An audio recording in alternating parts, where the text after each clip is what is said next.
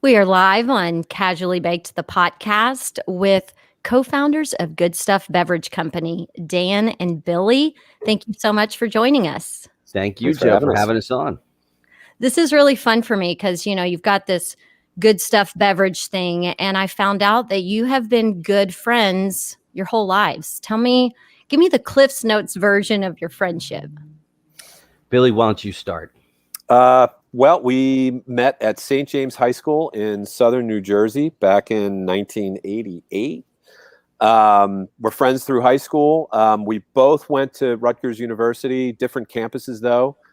In New Jersey, Dan was in New Brunswick. I was in Camden. After a year and a half, I decided to take a little breather from college and moved up with him. And once he graduated, the two of us hopped in a car, took 30 days, moved to San Diego, and been here most of the time. We've kind of gone here and there since then, but we've been together for a long, long time. My wife refers to him as my husband.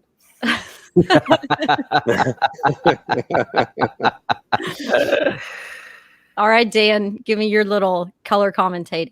Yeah. I mean, we were both sports fans growing up in southern Jersey, and got done college. We were, it was funny if you see us at like back in the days it was a bar, because he's 6'4" and I'm 5'5", so we were always kind of like Mutt and Jeff, right?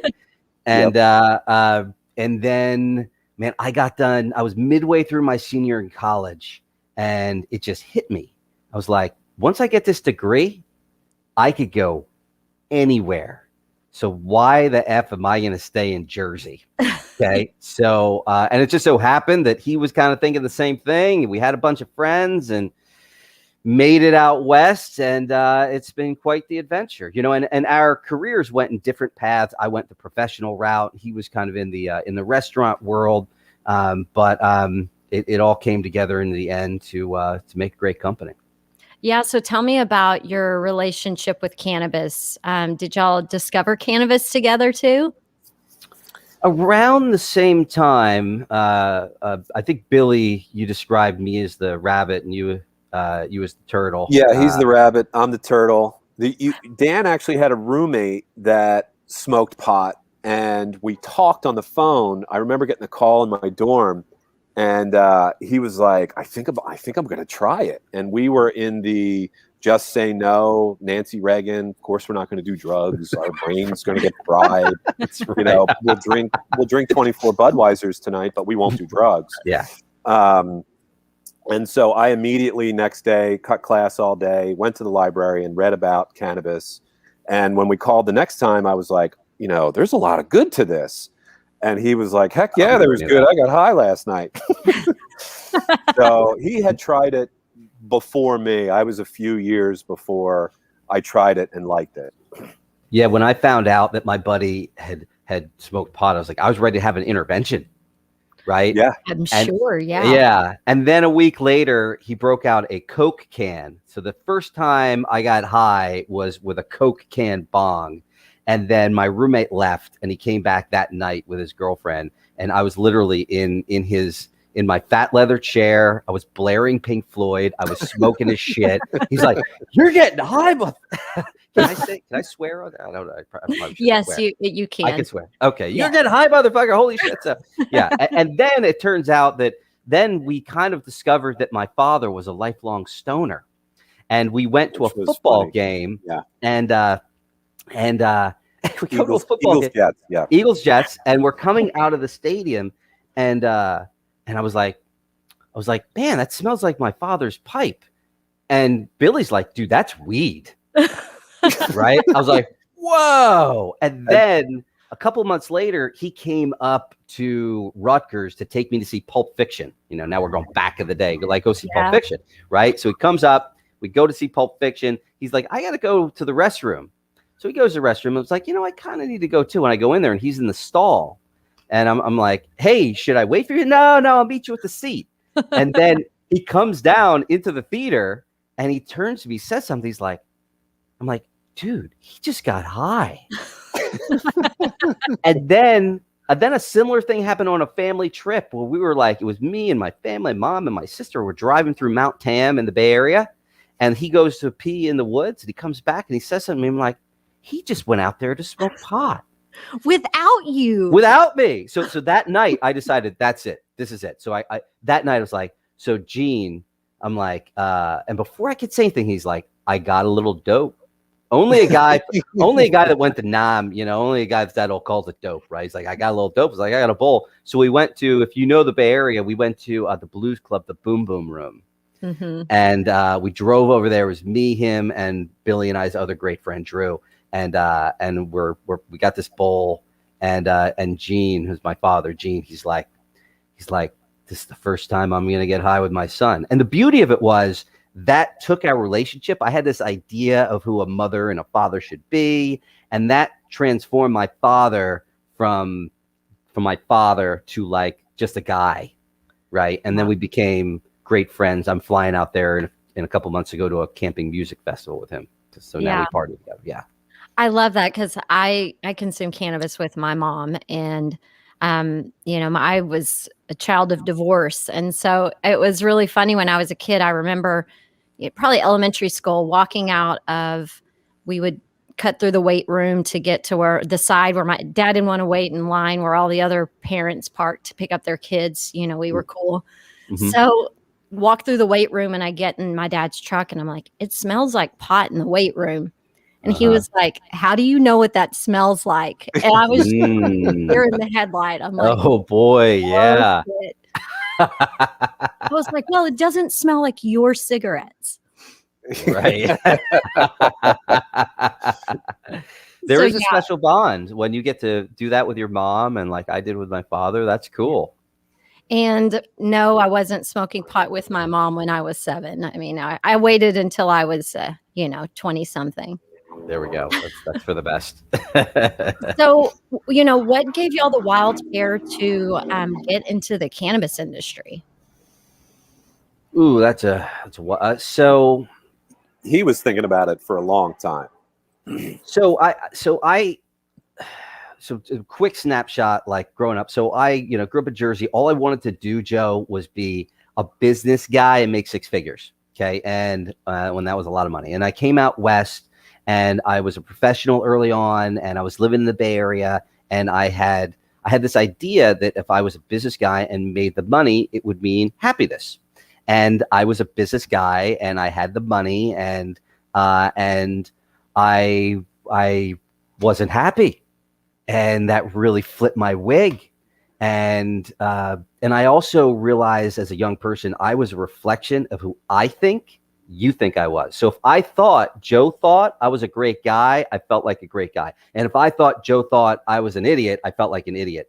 So I was determined to just change it all. So I went from like full on Jersey alpha business professional guy, and I grew my hair long. New podcasters can't see, but I'm bald as bald could be, right? I grew my hair long, and I quit my great job, and I went to Asia for the better part of 2 years. And I was just looking for what everybody's looking for, just a better way to live, way to be happy. And I decided that I was going to unplug this weird thinking and find a different way to live. And I essentially went from like a Jersey meatball alpha guy to what they called Yoga Dan, because I literally had flowing robes, and I was studying Tai Chi, pajamas, and I was studying, thank you, my pajamas, Tai Chi and meditation. I wound up in an ashram in India for 3 months studying yoga 4 hours a day. And it was all because I wanted to get the tools to come back to America and live better. And I came back. I wanted nothing to do with business. I wanted nothing to do with sales. And I took care of the elderly, and I taught preschool for like 6 years. But eventually it was like, that was really good for my heart, but I got tired of being broke. So eventually I got back into business slowly but surely. I got back into the corporate world, and then I was like, okay, I'm back in business, and I'm something in the middle between the alpha I was and the yin guy that I had become. And I said, you know what? I want to build my own team, and I'd love to offer something that really helped people. And I went to BizCon in 2015, MJ BizCon, with no experience in the industry at all. And I spent 3 days, and I just threw myself in. And I went to the crash course, and I talked to every vendor on the expo floor. and I networked like crazy, and I learned everybody's business models. And I came out and I had 3 major takeaways. One, this was 2015. One, California's going to go legal, and that's going to mean a huge business opportunity. You could make a case now, maybe it shouldn't have ever gone legal. Well, that's a whole other conversation for another time. Yeah, it is. 2, the activism in this industry, which again is a little bit less now, just felt amazing, right? I always wanted to build something where we can make enough money that we could give back. And then 3, nobody gives a shit about beverages, but we drink socially, we drink culturally. Eventually, people are going to want to drink their weed, and they're going to want a healthy edge to it. And so while I was a sales manager for a major network internet provider, I started getting up at 3 o'clock in the morning. From 3 to 7 o'clock in the morning, I was planning the good stuff. So that's kind of how it all started to kind of develop. I love that. Good story. Nice storytelling, Dan. Oh, there you go. Thank you, Joe. Appreciate that. And, I had a little, same but different moment in, I was 36. My mentor in the radio space was getting ready to retire. I don't mean to interrupt you, Joe, but like Yeah. when you said your midlife crisis, like you can't be more than 30 years old. I'm You're so fresh-faced. Oh, thank you. This is no children, never married, 44. Oh, wow. Good You for wear it you. quite well. Yes. Yeah. Thank you very much. But yeah, he was like getting ready to retire. Him and his wife had all these plans, and he found out he had lung cancer and was gone before the year was over. Mm. And that hit me so fucking hard.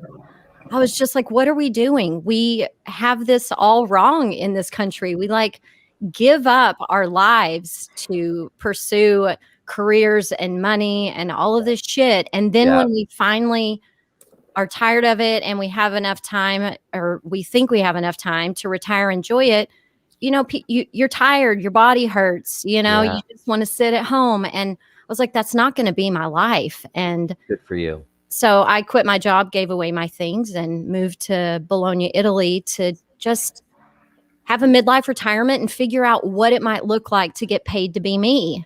Yeah. And, I'm like, okay, I want work to feel like play. So what can I do that makes, my life feel like it's play all the time? And, and that's, they're everyday experiences. It's not just cleaning the house. Like if you clean the house when you're high, like, it just got a little bit more interesting. Yeah. Right. Well, that's amazing, and good for you for taking the time and having the right attitude to say, I can find joy now. That's a really big part of what we're about, So it's funny because we started on the medicinal side. We'll talk about the brand in a little bit, but we're really focused on. I went to a party, and a friend. It was actually our first formulator, and he had helped us create the first product. It was called the Ginger Goodness. It was a fermented product, Fermenters Club in San Diego. For anybody out there, shameless plug for them. And he had a party, and it was like some old friends, or I should say some familiar faces, and some other people, some great people I knew. And long and short, it was just laughter, deep belly laughter, great conversation, and a band that was like a washboard and a violin, and like it was just a great scene. And I remember getting done, I was just like, it was just one of those times that just filled your soul, right? Yeah. And I was like, I need to find that not just occasionally on a Saturday. How can I get that in my everyday, right? Yeah.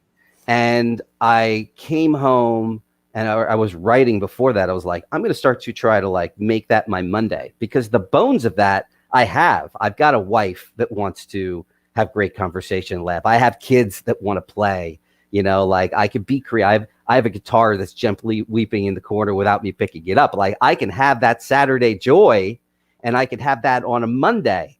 And then, but honestly, I put a lot into my job, and I got home and I was trying to make that happen, and I was tired, and it was hard to get the juice. And that's kind of where I went into my man cave garage and I took a little shot of the good stuff, like a little bit more than a microdose. And before you know it, I'm laughing with my wife and I'm playing with my kids and I picked up the guitar. And that's kind of what we're really all about and focused on right now is, you don't have to wait for the weekend. How do you find that joy every day of the week? And where it ties back to what you're saying is it starts with a positive attitude where you're looking to be happy, where you're looking to find the joy, where you're not just taking every day and saying, I'm just going to eat dinner, I'm going to shower, and I'm going to prepare for the next work day, right? Because that's not living, right? Yeah. And we don't pretend like the good stuff is the end all be all solution, everything. But I think that like if you have the positive attitude where you're looking for joy on a daily basis, and then occasionally, sometimes you need some help. The good stuff can help. Cannabis can help, right?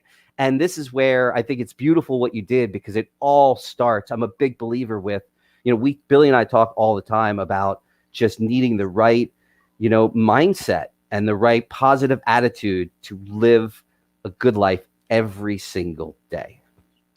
Amen. And I really think that it's each and every one of our personal responsibility to make sure that we're happy. So many people, they give their power away, including like, well, if I'm not having a good relationship with my spouse or my kids today, I'm not going to have a good day. And I'm like, well, then that's your own fault. Right. We gotta do the work to be happy. And then to me, I think it's infectious. It's intoxicating. Happiness, when you show up in a space, it lights up a room. Mm-hmm. By the way, I'm drinking your good stuff. Oh, fantastic. Awesome. I made myself a mid-morning mocktail. Well, you have that freedom. That's awesome. Yeah. That is you created your own reality. That's right. I can do my labor of love while drinking your lemonade strawberry hibiscus, which it's really good, by the way, and it pairs with my favorite sparkling water. I don't know if we can see this. Yeah.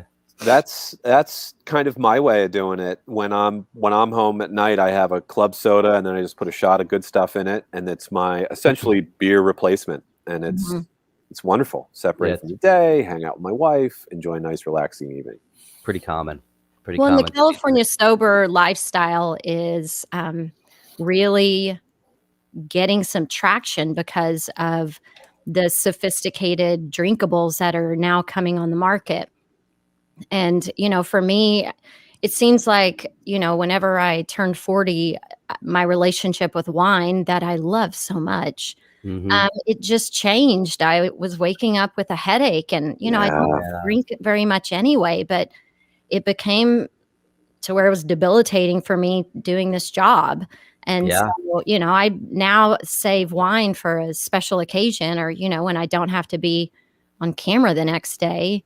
And, and then have the drinkables in my, I call it my reefer recap every afternoon and instead of a happy hour.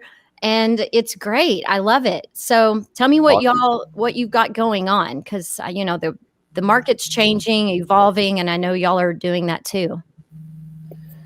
Well, to speak to your, to the alcohol part, I mean, that's a big piece, right? People are looking for solutions to as alcohol replacement, right? I mean, I like to say that, when we were 20, the upside of drinking was here, booze, and the downside was here. And every year it starts to shift.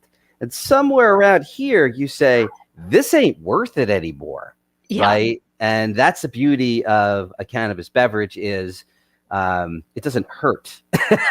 And as we get older, and that was really, I think, part of the juice in our exploration of how are we going to create something that can allow people to us. We were like, all right, we're getting a little older.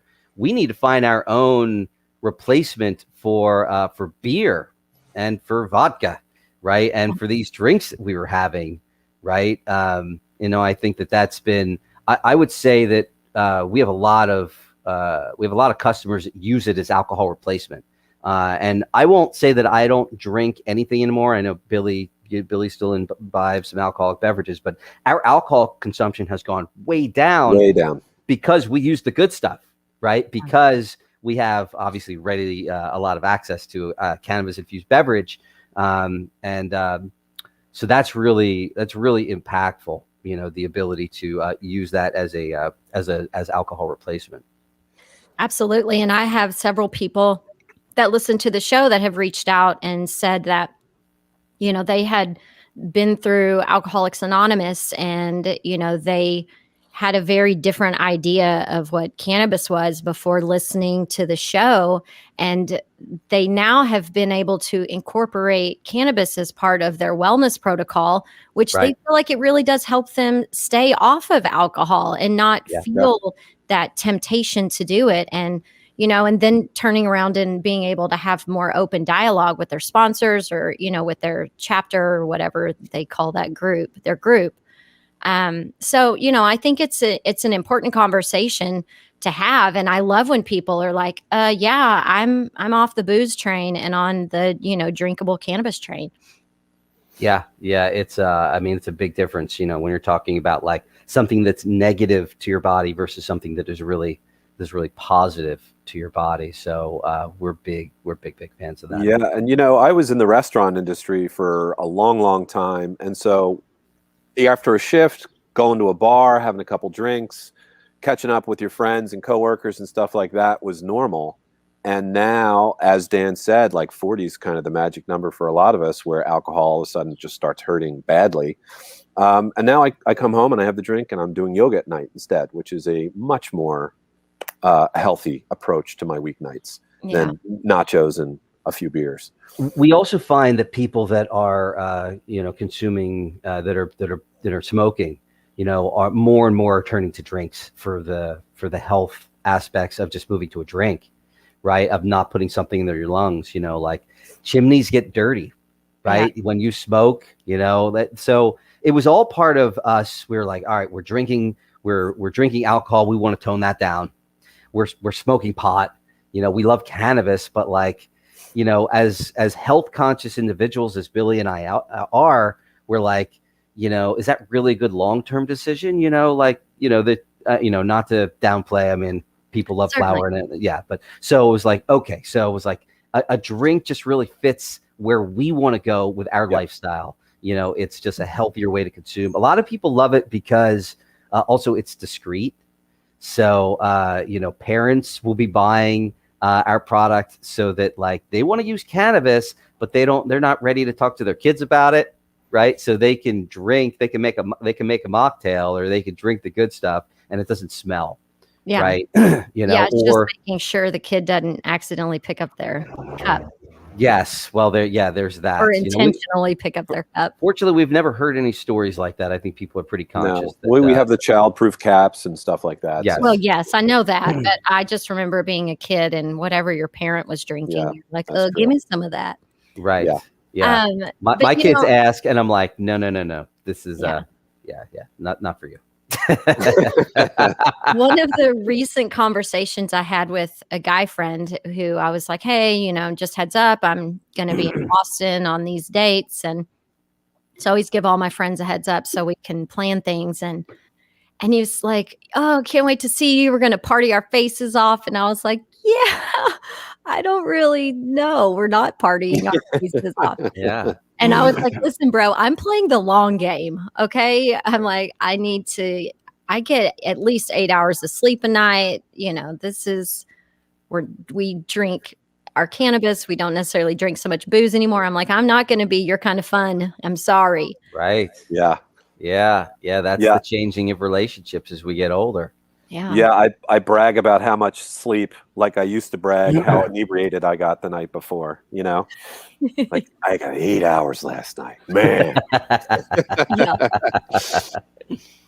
This is true. So tell me, what is the next phase for Good Stuff?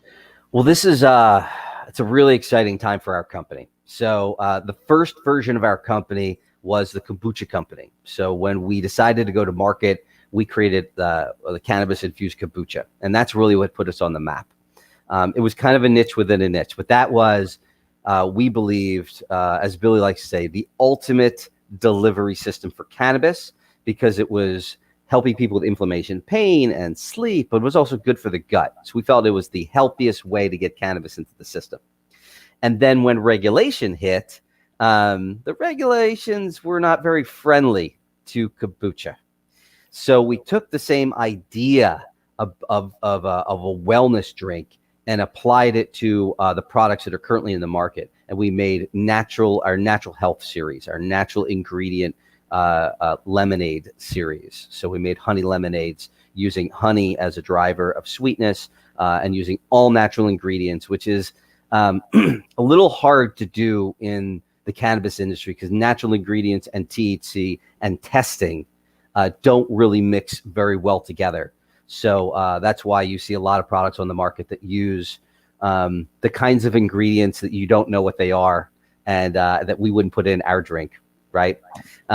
So it took us a while to figure it out, but now we've got that figured out. So now we are really excited. Because I'm hearing one of you echo. So do one of you have your headphones up pretty loud? Because sometimes that will echo back into your own microphone. I do. I'll turn down. There you go. Hard of hearing, Billy? I am. Okay. We'll talk louder for you. Okay. Appreciate it. All right. Sorry, Dan, go ahead. Yeah. So that was the second version of the company, is the product that you're having right now. And honestly, we were always bootstrap entrepreneurs. We were doing this, on credit cards. And now we've run into just enough capital to do it the way we've always wanted to. And we're coming out with all terpene infused products, which is unique to the market. We're really passionate about the entourage effect.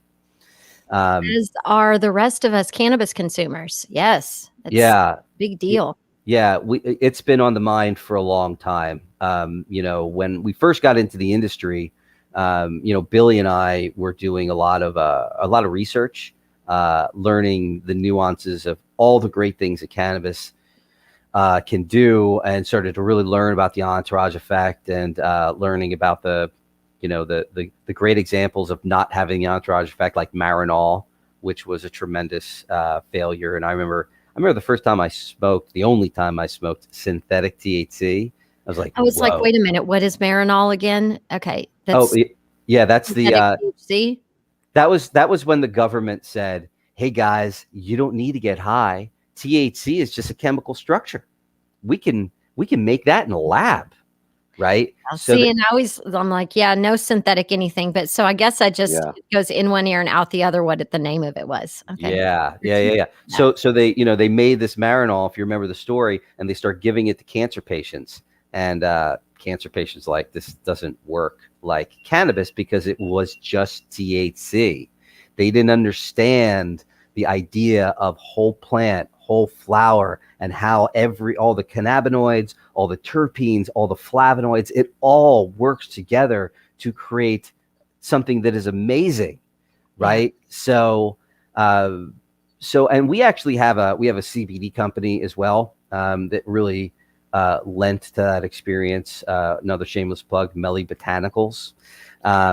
So with Melly, because we're in San Diego, we have a lot of people that can't have any THC at all.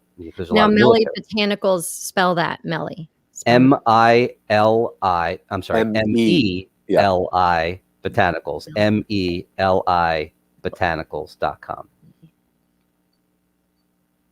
And so we make a whole plant version of our products, okay, and a THC-free version of our products. And these are products for inflammation and for anxiety and for sleep, infused with herbs. And we noticed that the THC-free CBD products, it was effective, but not nearly as effective as the whole plant. And we saw this every day. And again, the entourage effect. So we were determined to make a true whole plant terpene infused beverage. And our first experiments were terrible because we're also very focused on creating products that taste fantastic, right? We want to make sure our products are finely crafted, richly flavored, natural ingredient cannabis-infused beverages. That's us in a nutshell, okay? And infusing the terpenes made them taste like weed. And but after finding the right partners and the right formulations, now we've actually found the right terpenes and the right mix that it actually adds to the flavor. But more importantly, the effect is real. And I was a little skeptical, honestly, about imbibing terpenes, whether that would really work, right? So I was like, I started myself, and Billy and I were experimenting of just putting terpenes in water, just like we have here today. Drinking some now, yeah. Right? And I was like, all right, if like this works, you just strip it all away and it's just water and terpenes. So we were really excited to release the current line of products, or the line's coming out in July, which is all sativa, indica, sativa energy, indica calm, and hybrid terpene infused, full terpene infused products, including 100. So a hybrid, a terpene THC to CBD. Hybrid. Yep. Yeah, 100 THC CBD A product. 1-to-1, we might say. A Yes. 1-to-1, yes, a 1-to-1. Yes. Thank you. Awesome. Okay, so the stuff I'm drinking now, is there a particular effect that it gives? I mean, because now you're going to have something that is, kind of more up and active, and something Sure. that's more low key chill. What are the effects of what I'm drinking right now? Yeah, I would say, we call it a hybrid because it is not terpene infused, right? So it's got a little bit of juice, it's got a little bit of mellow. Okay. Right on. And so for people that haven't had drinkables before, what is the the onset of this comes on more rapidly than if somebody were eating an edible. So talk to us a little bit about that. Yeah. The golden rule that needs to be stated is start slowly and be patient to anyone that's new. And then what you can expect is within a half hour, you should feel something. Because it's liquid, it's going to absorb in your mouth. It's going to absorb through your digestive system much faster than, say, a brownie or a gummy or something like that. I feel it within 10 minutes. Within 30 minutes, I know pretty much where I'm going to be. If I want a little more, I'll have a little more at that 30-minute mark. But within a half hour, almost everybody should be feeling something. And like I said, I think Dan's pretty sensitive himself. He feels it within 5 minutes. It's a pretty rapid onset. Yeah, for consumers that don't want to wait for the brownie to digest in the stomach, edibles are a great solution because Drinkables. I'm sorry, drinkables. Thank you. Because the beverage starts to absorb in your mouth and it starts to get under your tongue, which is sublingual, which is the fastest way to get in the bloodstream.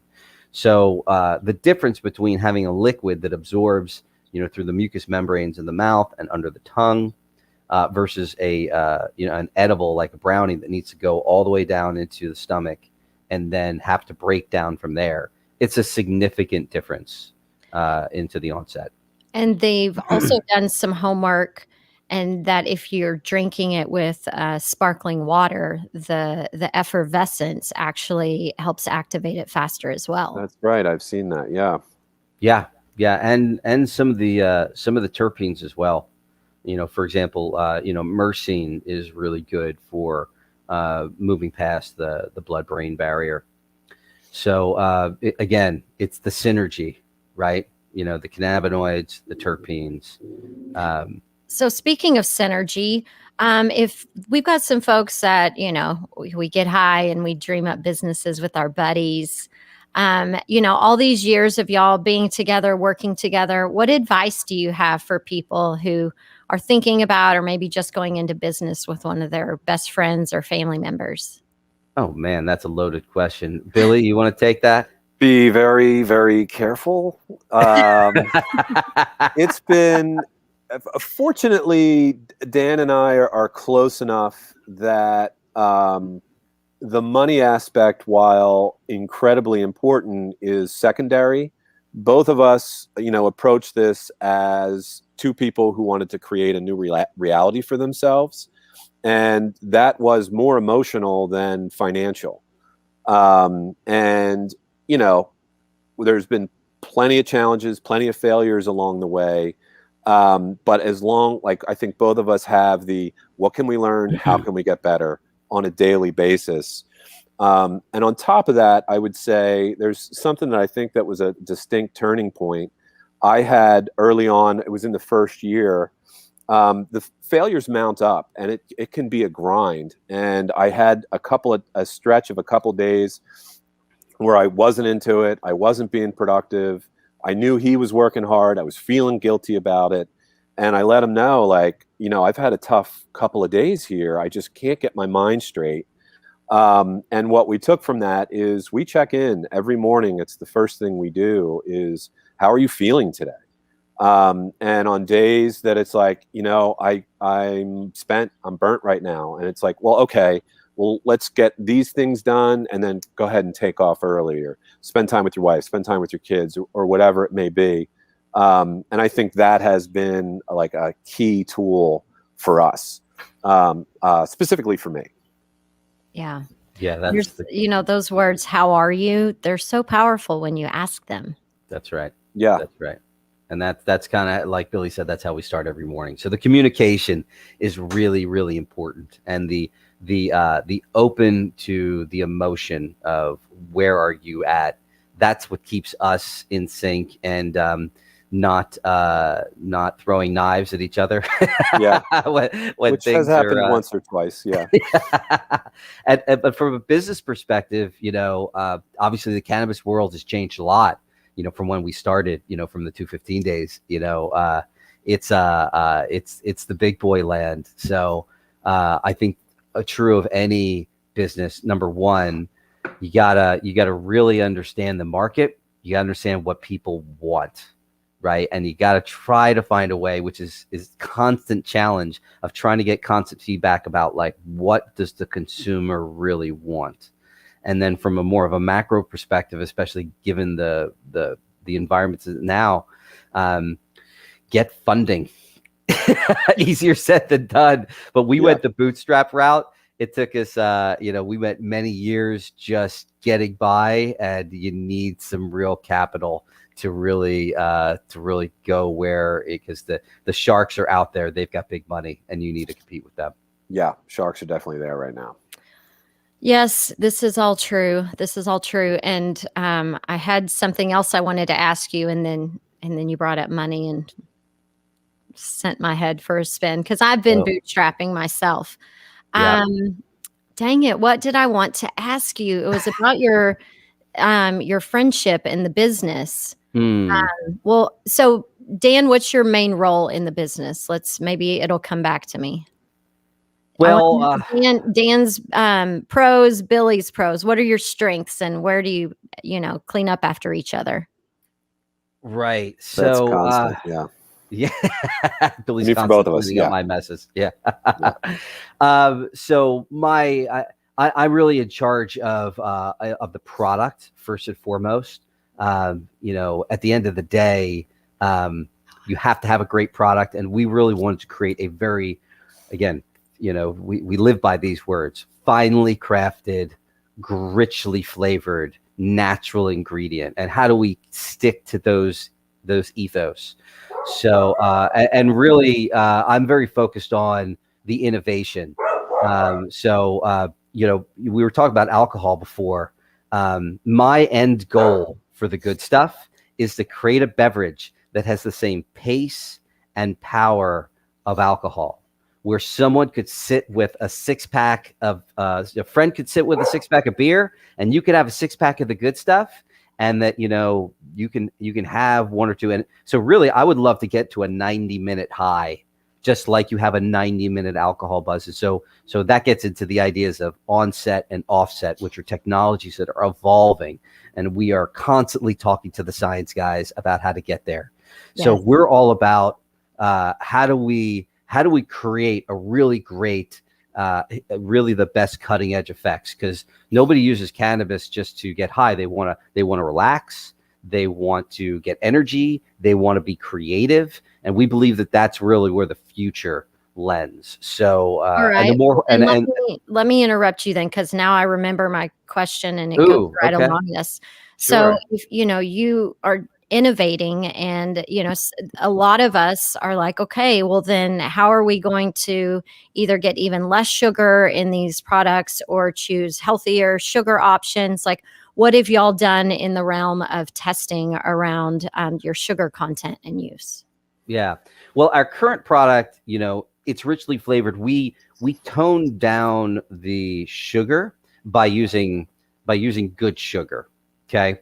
So it's sugar, but we don't throw white processed cane in there. We use honey as the primary driver of the sweetness. And then we use raw, unprocessed cane to supplement that. And if you're making mocktails, a lot of people are using them. If you're doing, say, if you're doing a 2 milligram mocktail, it's a gram of sugar.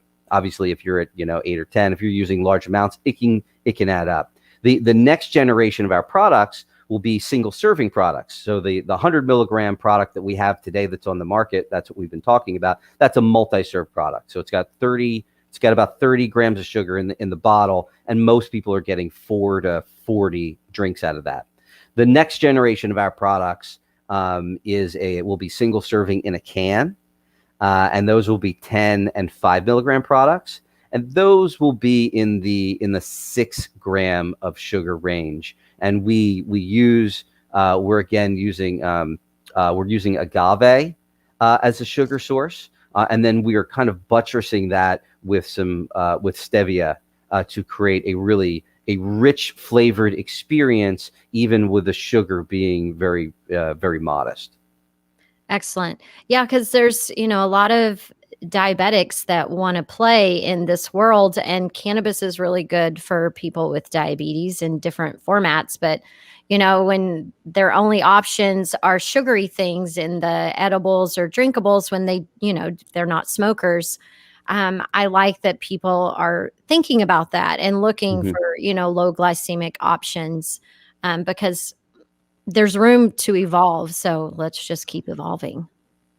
Yeah, we believe in that, and we're all about, as I said, we're more about natural than being truly low sugar. We want to give those people that want a rich flavor experience, but we're mindful, and that's why our single serving will top out in that 6 gram range, but still have a rich flavor because we're using stevia, a really great no aftertaste form of stevia. The formulations are really amazing. Pretty So exciting. we're really excited about that product.